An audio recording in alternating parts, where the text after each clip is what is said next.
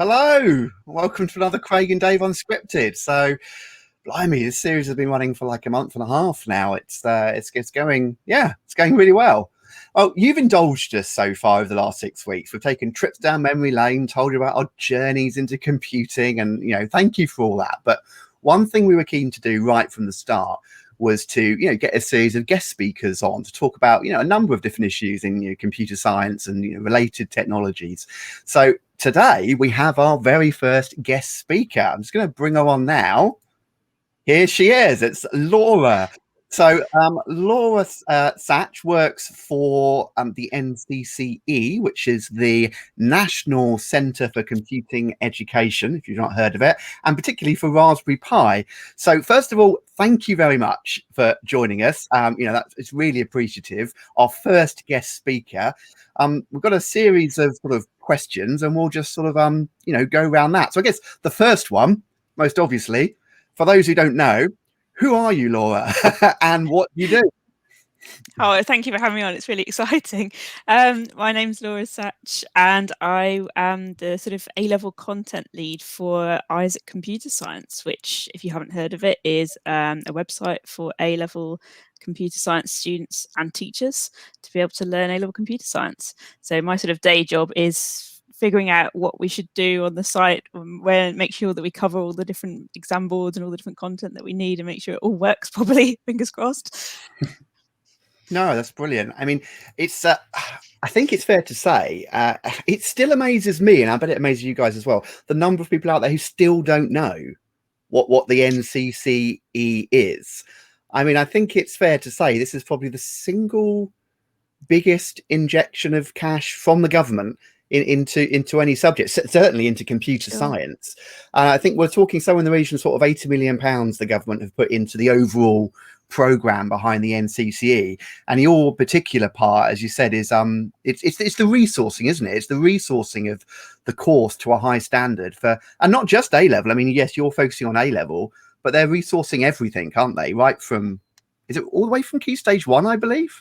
Absolutely, yeah. So the NCCE is huge, like you said, and so Isaac is just the top end, and then it goes right down through primary school. So the idea is that there is a complete curriculum that you can use, regardless of what stage you are. There's something for you. Yeah. And actually, I've just thought of something else. This is probably going to it's probably going to surprise a lot of people. So, hang on, Craig and Dave. So these people are supplying computer science resources, and you're getting them on and plugging them. Yes, we are. The reason is, we've said this before in previous videos, haven't we, Dave?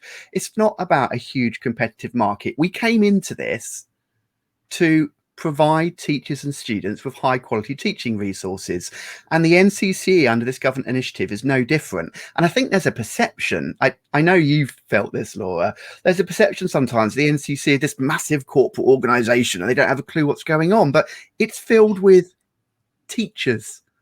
Literally. Yes, that's it, and we're all ultimately doing the same thing. It is, I think, this notion that all of these different companies, we've talked before, and other organizations are all kind of competing, and it's not. We're all really trying to aim for the same thing ultimately, which is to provide a comprehensive quality set of resources, because this is still the newest subject in the curriculum. Yeah, absolutely. I think it's very different to other subjects as well, that have been taught for years and years, and so the pedagogy is really established and everybody sort of knows, this is a really good way of teaching whatever subject, but computer science education is still very new. There's still a lot of research going on, trying to figure out what the best techniques are, and that's something that we've tried to go into as well. So rather than just sort of we'll just churn out tons of resources and things that you can use, there's actually people thinking quite hard about the pedagogy and thinking about how should we cover this, what's the best way to help somebody learn this particular concept or to get rid of any misconceptions. Yeah, that's it. So I mean, this is an exciting time. Go on, Dave. I'm chatting away. It's an exciting time for computing education in this country. I mean, the money is there. There are people doing stuff, and I think it's just part of this video is making everyone aware of what they can access and what they have available. I mean, one of Dave's favorite sayings to me is, "You don't know what you don't know." And you see people asking on the forums all the time, has anyone got access to? And you're thinking, have you never heard of Craig and Dave's resources? Have you never heard of the NCCE? There is a huge wealth of material out there now. And I think so part of these videos, we're going to bring on someone from Computing at Schools in a later series. There is so much material out there you can access for free and for paid. You know, there are other commercial vendors, but so I think part of these video series is an awareness. Yeah, and it may well be that there are students out there of A-level computer science listening to this at the moment, and maybe they are not aware because their teacher hasn't made them aware. And as Craig said, you don't know what you don't know. So if you didn't know that there was the Isaac Computer Science platform out there that is dedicated to supporting students with learning computer science, you know, you don't always have to listen to Craig and Dave. There are other things out there. To be fair, there are other providers. Yeah. To be fair, you will find your videos, of course, on Isaac Computer Science. Yeah, we'll come on to that. You can never escape. Never escape. Never truly escape Craig and Dave. So, Laura, why are Raspberry Pi interested in the education market at all? Just tell us a little bit about why Raspberry Pi are invested here. Sure. I mean, I've worked for Raspberry Pi since before the NCCE even existed. So I previously worked in the informal learning team of Raspberry Pi, which essentially produced resources for, you know, for using a Raspberry Pi. How would you wire up LEDs? How would you make things blink? And also other things that didn't necessarily require a Raspberry Pi, but sort of that's where we sort of started with our educational resources. So I think it was only fairly natural for us to then move on into formal education when this opportunity came about. And essentially the aim still remains the same, to allow as many people as possible the chance to participate in digital making, in computing, in learning about those things, regardless of where they are. So it's quite interesting. In fact, we were doing a bit of looking at some data the other day, and a lot of the people who actually use Isaac, I can't speak for other platforms, but I'm sure this is also true, are not even in the UK. They're not even in England, even though the NCCE is directly sort of commissioned by the DFE for teachers and students in England. Then we have lots of people throughout the world. I mean, our online courses, which we do, there's one particular one which I wrote, and there are people on that course from all over the world, like almost every continent, probably not Antarctica, but I would imagine probably every other continent. It's amazing. It's amazing, isn't it? You put something online, and we were talking about this the other week. You don't really anticipate the global audience and spread that you're going to get. And I have to be honest. When the Raspberry Pi was first released, when I first sort of heard about, you know, Pi 1 or whatever it was called, I was really excited because this was an opportunity to really go back to my roots. I mean, we talked in previous episodes about our childhood memories. And here was a device that was not a modern PC. It was, you know, almost like straight out of the 80s, perhaps a little bit more sophisticated than that, 80s, 90s, I don't know. But it was fantastic because it didn't run Windows, and it didn't do all the things that students had become accustomed to. And I remember my first cohort of GCSE computer science students, I remember saying to them, look, we've got this new device and we're going to do our course on this new device. You're not going to use normal computers. That. Yeah, you're not going to use the normal computers. We're going to use these things called Raspberry Pis. And what you have to appreciate is they're not fast, but they are cool.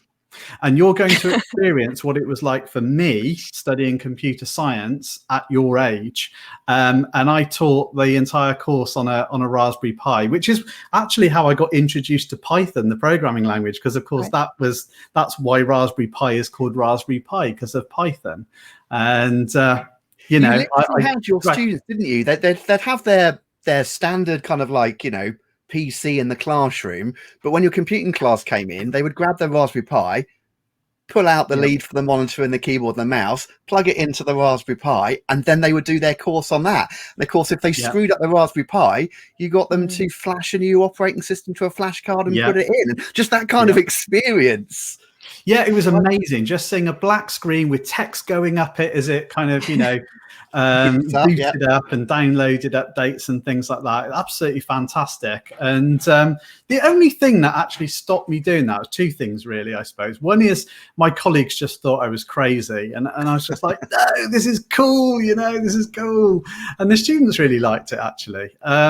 But secondarily, what I thought was cool about the Raspberry Pi was it was a very basic machine with very simple components and architecture, which of course made it cheap and made it available to the masses, which was the whole goal. But of course, as Raspberry Pi 2 got released, and I'm not quite sure what version you're on now of Raspberry Pi, it's kind of morphing into this thing that it never was. I don't want it to be a powerful computer. The beauty is it's simple, I've got the latest Raspberry Pi behind me on the wall, and it's more powerful than the first computer I owned, the size of a credit card. But I think you still get that raw kind of feeling. Oh, we're really going off topic now. This wasn't what we're going to talk about at all today. Laura, it's a good topic. Set us straight here. What's not to like? I mean, it's still pretty cheap compared to most computers that you can buy. You can still access all the pins and things like that. And I don't know if you've seen the Raspberry Pi Picos. They're very cool. I think I've got one. Sorry, Picos. Got one here on my desk somewhere. So there's a really little tiny one that we've brought out here, which is, I don't know if you can see it. Oh, wow. Raspberry Pi Pico. It's a really tiny one. Okay. It's got all the little pins on the outside. That's very, very cheap. So that's the, sort of the latest. And what is that exactly? Just so everyone knows what you're showing. It's a little microcontroller, basically. So it's not as fully featured as a proper Raspberry Pi, but you can do sort of smaller projects on that, and it's very, very cheap. There are lots of add-on boards and things that you can get as well. Blimey. Right, we could go down the whole Raspberry Pi product line, but let's move back. So we've kind of touched on this next one. So why is the NCCE important? And it's probably worth jumping in at this point. So for people who don't know, we've kind of mentioned it, and Laura's kind of mentioned it. Raspberry Pi has existed long before the NCCE. So the NCCE is kind of the name of the organisation the government has created to run all of the projects, and there are a number of strands. There's girls in computing, there's resourcing, there's teacher education. I'm sure Laura will touch on some of that. And the NCCE is what they've kind of created for all of this, but companies had to bid for it, didn't they? And Raspberry Pi was one, and the British Computing Society was another. So, and they've existed and been involved in education a long time. But more specifically then, the NCCE, and I'm just going to share a link, which I'm sure you're going to want to mention. Why is the NCCE important this time? Why should teachers know about it? Why should students know about it? Sure. So it's particularly important at the moment because obviously there's this huge demand for technical skills. A little while back, the chairman of Google came over. This was many years ago now, when they were sort of reforming the curriculum, and said, "Hey, what are you doing? What are you doing in the UK? Why are you not teaching all these digital skills?" And so I think essentially as a result of that, then this, as you mentioned, this funding was made available. And it's really to make sure that we have absolutely top quality, world-class computing education in the UK. And to achieve that, obviously, you're going to need a hell of a lot of teachers, and those teachers are going to need the skills to teach computer science. As far as the new specifications and the new national curriculum goes. And so I guess the aim is to bring everybody up to that standard. So whether that's people who've sort of transitioned from teaching another subject, which there are quite a lot of people. In fact, I know loads of people who've transitioned from other subjects to teach computer science and are now fantastic, enthusiastic teachers. Or it may be that perhaps somebody was teaching before and then they haven't taught A-level, so maybe they might want to sort of add to their subject knowledge and brush up on sort of A-level things. I think it's important to say that it's not just, here's a bunch of resources, off you go. There's a hell of a lot of support. Obviously, COVID has changed the format of that a little bit. So some of it's online, some of it's in person. I think it's sort of going to go back to a bit more of a blended model. Yeah, there you go. I'm just sharing that's the landing page there for teachcomputing.org. And, right there on the front page, we offer teachers courses and accreditation, bursaries for training, free curriculum teaching resources, community support. I mean, this is, as I said it already, the single biggest package of money that's been given by the government to, I think, to any subject in one go, but certainly to computer science. And, you know, you are not doing yourself justice, I think, if I can say that as a teacher, if you're not aware of this and not availing yourself of some of this stuff. You know, yes, obviously, we've got our free videos on YouTube, and there are lots of suppliers out there. But you know, this is something you need to be aware of. It's fantastic work, and it's being done by teachers. You know, when you get to the coalface, yes, you've got these big organizations, but the people working for them are experienced teachers, ex-examiners. You know, it's quality material. I think it's worth mentioning that you know, we got asked quite often, quite regularly, to produce a Key Stage 3 scheme of learning. So we were known for our A-level materials initially, and then GCSE. And teachers were asking us, you know, oh, when are you going to make Key Stage 3 materials? And we thought long and hard about it. We spent a bit of time looking at the NCCE materials, the Teach Computing resources for Key Stage 3. And we said, actually, we can't do a better job than that. You know, why don't you just use the curriculum that's out there and is free to you? You don't need to buy Key Stage 3 materials. And, you know, so that was amazing. But coming back to that digital skills thing again, it's really important that students realize what the opportunities are out there in computer science when they leave school. They are enormous. And I saw an article on the BBC News only yesterday, the winner of The Apprentice, who has got, you know, a company that relies on computing.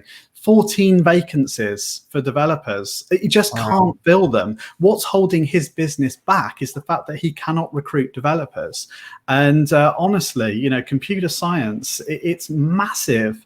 Where some of the other subjects, it might be highly competitive to try and get into those industries.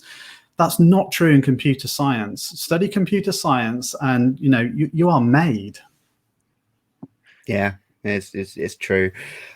Right. Well, we've talked about Raspberry Pi as a whole. NCCE is the specific organization, but Laura will not be allowed to come off the StreamYard without mentioning Isaac, which is her particular baby in your focus. So I'm going to pop this question up. So what is Isaac computer science platform, and what can it do? And this is really the area where and this is when you reached out to us, isn't it? This is how we got working together. I'm going to pop another URL up there because I'm sure you'll want me to do that. But yeah, off you go. Thank you. Yeah, so as I've already mentioned, it's specifically for A-level, but it's slightly unique within the NCCE materials because a lot of the materials are aimed at teachers, whereas Isaac is primarily aimed at the students, and obviously teachers use it.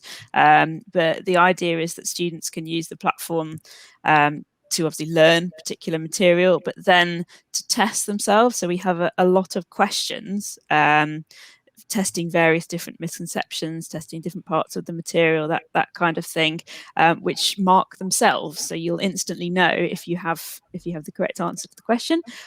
If you're a bit stuck, we don't tell you the answer, but we do have lots of hints, and that's where obviously the Craig and Dave videos come in as the last level of hint, really. So if you're really, really stuck, then you can get some help from the experts. And we also have an events program. So we run events uniquely, again, both for teachers and for students. So there are student events where you can either sort of start off on a topic, maybe if you know you're in year 12, you haven't covered it before, or if you have covered it before but you want a bit of a revision or a recap. We have masterclass type things, so that more depth of a particularly tricky topic perhaps. And we also have discovery days, which are sort of more like a group of talks or some workshops that you might do, and you might speak to people from universities or from industry and that kind of thing. And then as well, obviously, some teacher CPD for teachers.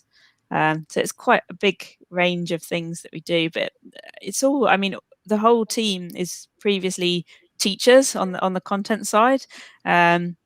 And we all sort of have quite a lot of experience in teaching A-level, so it's not sort of like us sitting in a room having never been in a school before. Not that at all. No, that's it. It's worth saying it, it really is quite comprehensive. If you haven't looked at it recently, if you looked at it even a few months ago, take another look, because all the things you were just talking about there, Laura, the events and the masterclasses, they're relatively new additions to the platform, and they're definitely worth a look. I mean, full disclosure here, Craig and Dave are involved in this as well, in the sense that there are questions for students on the platform. And as you alluded to, Laura, there are 3 levels of hints. And if you then require a level 3 hint, it's a video explanation of how to approach the question, and we recorded those videos. And it's worth saying that they're not the same videos on our YouTube channel. These are additional content that has been curated specifically for this platform. So full disclosure, that's our involvement with it, but we're not here promoting it because we're involved in it, because it doesn't make any difference to us whether you use it or not. To be quite frank, we're not under any commission or anything like that with it. So we're talking about it because we think it's great. Now, it's fair to say, I don't know if you want me to say this or not, Laura, probably not, but I'm going to say it anyway. I think it's fair to say in the early days it attracted a bit of criticism, particularly on the sort of exam board forums. Certain people were suggesting that it wasn't comprehensive enough in terms of its specification coverage and other aspects. But I think, to be fair, and you can correct me where I'm wrong here, but I think, to be fair, that's true of any system that you get up and running. I mean, Craig and Dave, in the early days, we were selling something that was unfinished. We hadn't even written all the materials, and people kind of got on board with us in the hope and faith that we would finish it, and we did. And these things take time. I mean, it's so enormous, the amount of material you've got on that platform. It can't be done overnight. Is that fair to say? It's not even one exam board spec, is it? It's multiple exam board specs. It takes time to resource an A-level, people. So I have 3 things popped into my head when you said that. So those things that you said are true. People have said sort of things like that. Firstly, Raspberry Pi Foundation is literally a charity. It's a charity that owns a company, but we're not a company that's going, let's make lots of money. We're a charity. And in terms of the actual, the resources, we have an epic, and I'm going to call it epic because it is absolutely massive, an epic spec mapping spreadsheet. So what we do is we go onto the exam board specs. We have one of those. They are. I'm sure you do. I'll tell you why it's even more epic in a moment, because we've just had to add quite a lot to it. But we basically make sure that we don't miss anything. So we go and have a look and check all the material. We check every single past paper, because sometimes exam boards are quite sneaky and they put something on a past paper that isn't very obvious in the specification. So we double check that too, and then we obviously make sure that we haven't missed anything. So I'd like to say that I think that it's probably quite comprehensive now. Possibly at the time that we launched, that we didn't launch everything all at once, so not everything was there. So I think that's a perfectly fair thing to say, that at the time that we launched, we only had a subset of the topics. Now we've got everything, and we review all of the topics.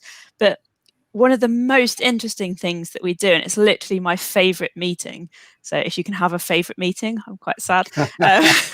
We work with the University of Cambridge. The University of Cambridge does the technical parts of the platform, so they make all the lovely the questions and make it all work.